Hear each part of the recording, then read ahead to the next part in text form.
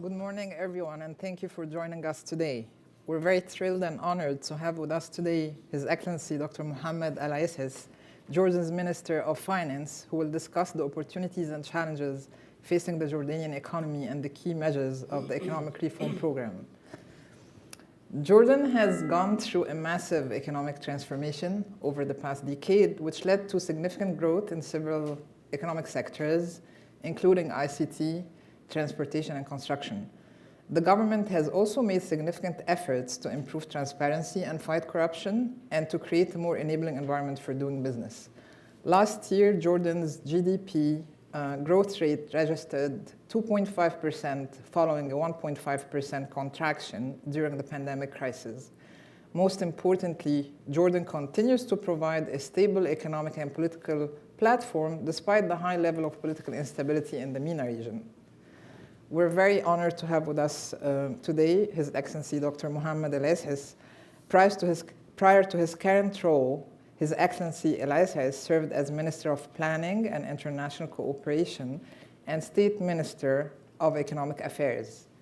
He also was Special Advisor and Economic Advisor to His Majesty King Abdullah II and Director of Economic and Social Development in the Office of His Majesty. Additionally, Dr. Al Issis was a professor and associate dean at the American University in Cairo, as well as a visiting lecturer at Harvard Kennedy School. He obtained multiple degrees from Harvard University, including a PhD in economic development and public policy. Please join us in welcoming His Excellency Dr. Mohamad Al Issis. Your Excellency, the floor is yours. Thank you, Rasha, and thank you to Atlantic Council for the invite today. I've been looking forward to this for a while. Rasha, in a panel in the annual meetings at the IMF back in 2019, I talked about the world looking at global crisis as a tail-end event, i.e. very rare event when black swans have really become the norm in a globalized world whereby digitization have done the oxymoron of making us much closer and yet ever more polarized than we have ever been. And since then, three massive global shocks systematically have hit. The COVID, the stagflation, and the Russia-Ukraine situation.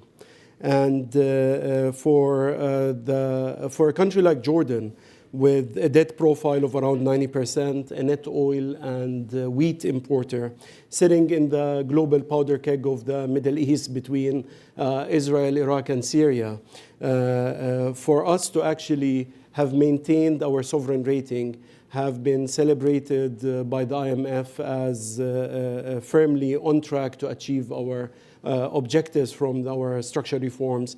When we issued the Eurobond back in June, we were only the fourth EM, emerging market, to have been able to issue Eurobond in the 3-month period before it.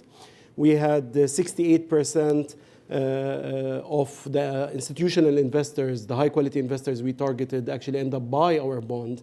And we had triple the supply that we went after.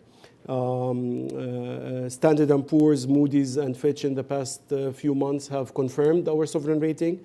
Our bonds are trading at a G-spread of 400, and our benchmark bond is trading better than peers and advanced economies such as the UK in the 0 to 3 year spread. Our income tax for the annual year, our targeted income tax revenue, have been achieved end of August, and we are on track to achieve our sales tax and other revenue streams. And this is all having committed not to increase taxation on the marginal rates a penny. We've done it through the hard work of widening our tax base, through fighting evasion and avoidance institutionally. So I think the question I'd like to discuss today is, how is it that we were able to become resilient to these global systematic shocks? Where do we go from here? And what do we need to ensure that we stay the course? So let me start, first of all, by how is it that we stayed resilient? First of all, we followed an evidence-based policy that diagnosed and prescribed what needs to happen and what weakened our competitiveness on evidence basis. Second, we owned our reform agenda. We actually are doing this structurally very heavy reform program because we believe this is the right path for Jordan. We went to the IMF seeking their technical support on this structurally very demanding program. We're not doing it because anybody is pushing us in this direction. This is the right path for Jordan. Third, we had open communication and established trust with the IMF and with other IFIs and investment communities. Things and reforms we could deliver on, we promised to deliver on when we delivered, and reforms that we simply were not ready to deliver on, we never promised that we will start. And I think that established credibility in sequencing the reform agenda. As a result of all of that, we had a steadfast reform execution momentum. In spite of a very challenging domestic political economy where we have high youth unemployment and we have become the world's biggest host of refugees after the Syrian refugee crisis. And as a result of that, yesterday I was having meetings with the IMF and they used a very interesting phrase. They said when it comes to Jordan, sound policies yield sound results. And this is where we are today. I remember when I presented the budget to the parliament last year, one MP said, if you deliver these revenue targets, I will carry you on my shoulders, and entered it. So I hope he's building some muscles for that. The final approach that we did that helped us get here is a pre-action instead of reaction. His Majesty back in the spring of 2020 gave us a directive as a government to start building our wheat reserves. This is at a time when curfews were widespread, revenues were really at a trickle, and we started building our wheat reserves from 12 months to 18 months coverage when the wheat price was at 285. That meant when Russia-Ukraine happened and the post-pandemic supply shock took place, we did not buy when the prices were in the mid-500s. We stayed out of the market, still the frenzy settled, and that was the best use of our resources. That is, looking forward and acting on a long-term versus sort of catching the low-hanging fruits, which I think have gotten many countries astray, was the important way forward. Now that we have established macro stability, the challenge for us goes into shifting from survival mode into thriving. And in order to achieve that, our biggest target is to bring down our youth unemployment and to enhance female participation in the labor force. For that to happen, we need the world to look at Jordan hosting the Syrian refugees as a country that is not capable possibly of delivering that on its own. The scale of the crisis, of the refugee crisis, although it's no longer in the news, is still our everyday life, is way bigger than the scale of Jordan. Second, we need access to concessional financing. While we have access to commercial markets, at the increasing interest rates, we must have access to concessional financing. And here, let me take a note to the US for really standing by Jordan in thick and thin. We recently concluded a 7-year unprecedented length of MOU for support at 1.45 annually, minimum administration committed. And this has signaled to the market the stability in support that enabled us to lower our cost of debt and financing. Third, we need to have the fiscal space in order to invest in our only natural resource, our human capital. We need to invest in our education system, in our healthcare systems for our young population in order for us to maintain competitiveness going forward. Finally, if I may, while we're in DC during the annual meetings, it's important to remind multilateral institutions that as they design policies that are aimed to address the economic concerns of the strong and powerful, that middle-income countries need to make sure that middle-income countries actually benefit from these policies in order for us to preempt social unrest that will then spread way past the borders of oil importers. I am delighted that Jordan has weathered 3 massive shocks. I'm delighted that when in my meetings, in the annual meetings, my counterparts are talking about Jordan as being a model for other countries in the region to emulate.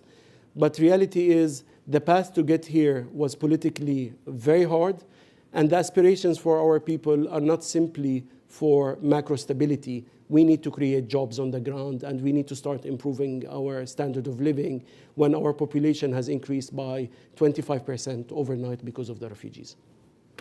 Thank you, Your Excellency. That's a very comprehensive overview of the economic situation in Jordan right now. And as you rightly mentioned, the level of public debt in Jordan is particularly high, at around 100% of GDP, which adds additional pressure on the government budget and also on the foreign currency reserves. So what steps has the government taken to control the extensive level of debt and also to ameliorate the foreign exchange situation in the country? Russia, I think the key point here is at what price are we servicing our debt? And for last year, our average cost of debt service of our entire debt has been around 3%. The reason for that is 58% of our international debt is either multilateral or bilateral at highly concessional rates. And we've used the easy access to money over the period post the pandemic to actually replace our more expensive debt with less expensive one.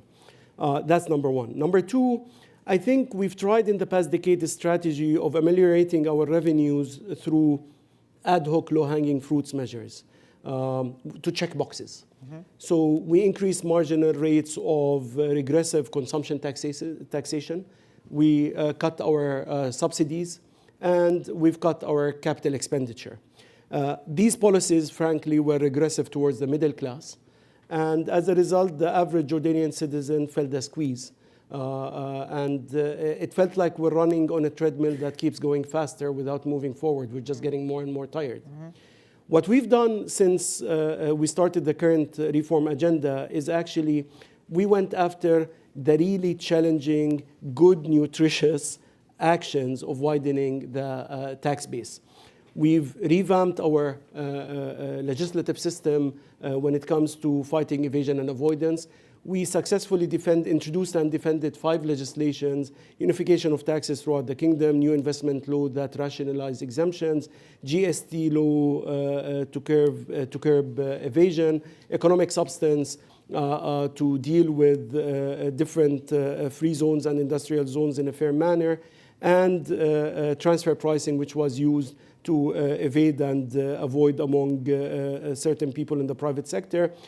And we built and digitized our revenue mobilization institutions, such as our income and sales tax department.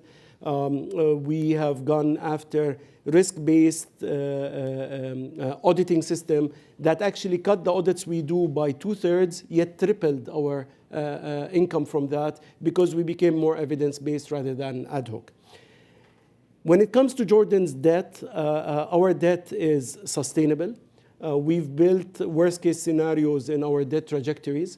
Our debt is at around 90%, but more importantly, we've agreed that the best way to deal with it is through enhancing our revenue base, accessing concessional financing, and widening our growth. What we've done over the past decade has hit our growth, and ultimately when the markets look at debt sustainability, they look at debt to GDP.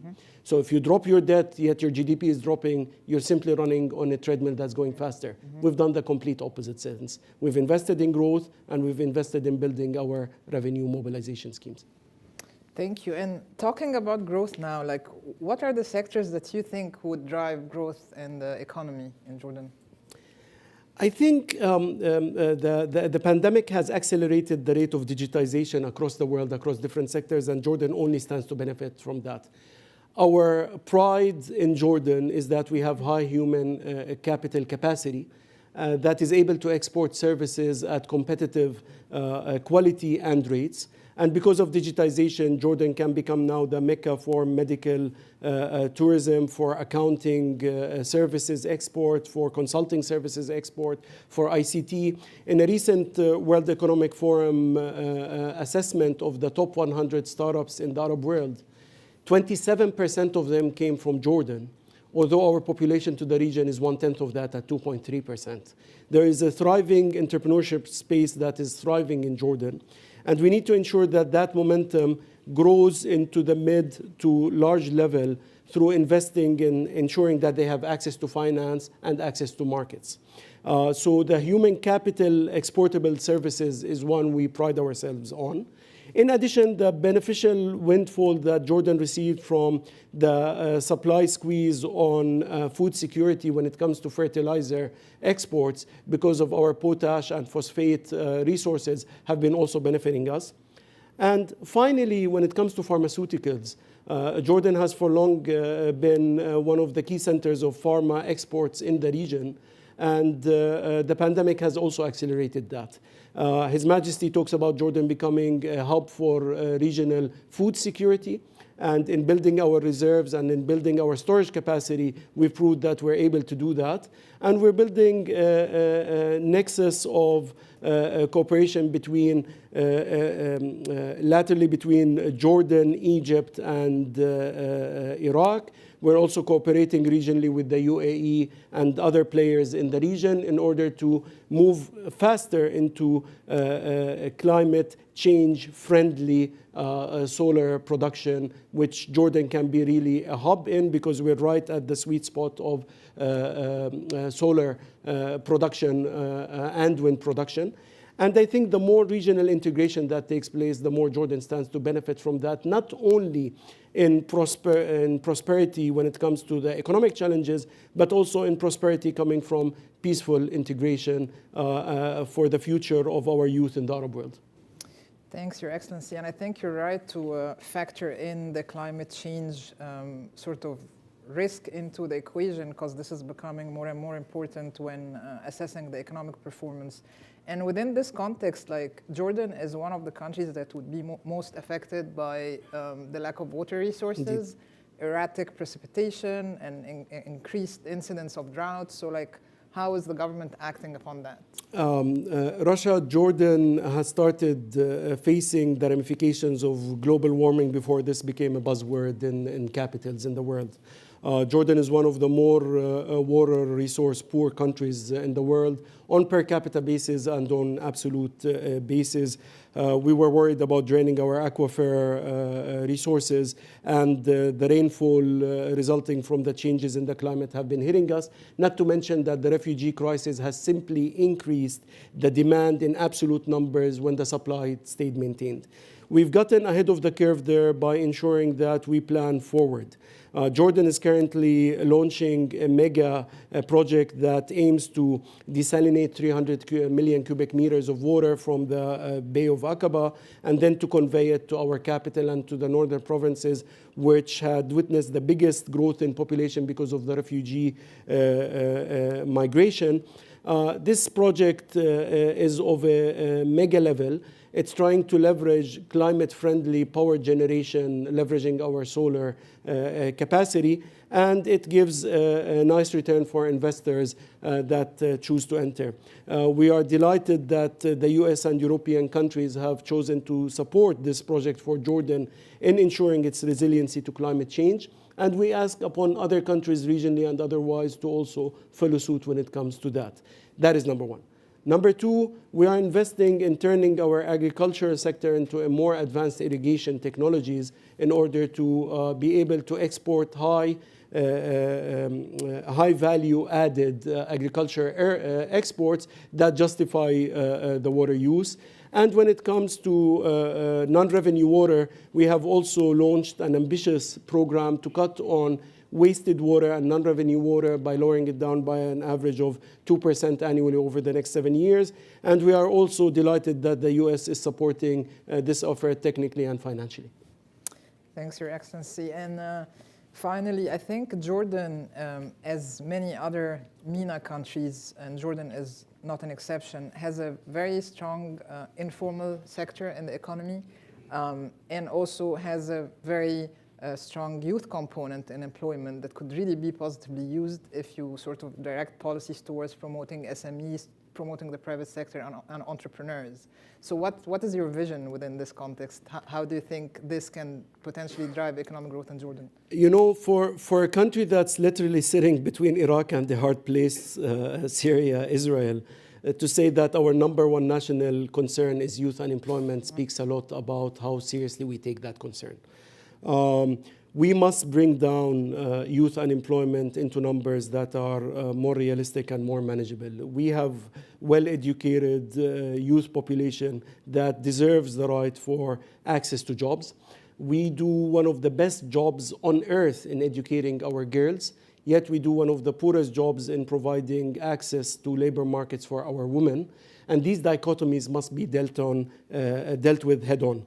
During the pandemic, we accelerated the formalization of the sectors by lowering the barriers to entry into our social security schemes, ensuring that we accelerate digital payments. And as a result, we were able to bring more of the informal to the formal. Having said that, our labor market has this dichotomy of low-skilled informal laborers from neighboring countries, namely the Syrian refugees and Iraq and Egypt, while we have formalized high-skilled laborers that are Jordanians that are not able to enter the market. It comes down to the demand and supply sides of it. On the supply side of labor, we are trying to introduce a human development skills strategy that tries to introduce to our K-12 and to our higher educational institutions the skills that are demanded in the labor market. And on the demand side, we're trying to lower the cost of doing business, lowering the cost of energy. We just lowered the tariff for electricity back in April by rationalizing our residential subsidies. And by lowering the access to capital, the real estate costs, we lowered our real estate taxation while achieving and actually overachieving our revenue targets in order to make Jordan more competitive for FDI and for exports. We need to stay the course. We have achieved macro stability when it comes to the fiscus and monetary. That is not the aspiration of our people. This is necessarily but not sufficient. What our people want are jobs on the ground. And we must continue the course in ensuring we deliver on structural reforms on the ground in order to regain competitiveness. And we can emerge out of the coming crisis and the existing crisis as a country that is responsible enough for investors to come to do business in, because we did not throw a big party when money was cheap. We maintained our discipline, and therefore they can continue to recuperate their profit at any moment they have and choose without any capital controls. Your Excellency, Dr. Mohamad Al Issis, it has been really a pleasure having you with us today, and we look forward to our next conversation. Thanks everyone for joining us today. An honor, Rasha. Thank you. Thank you.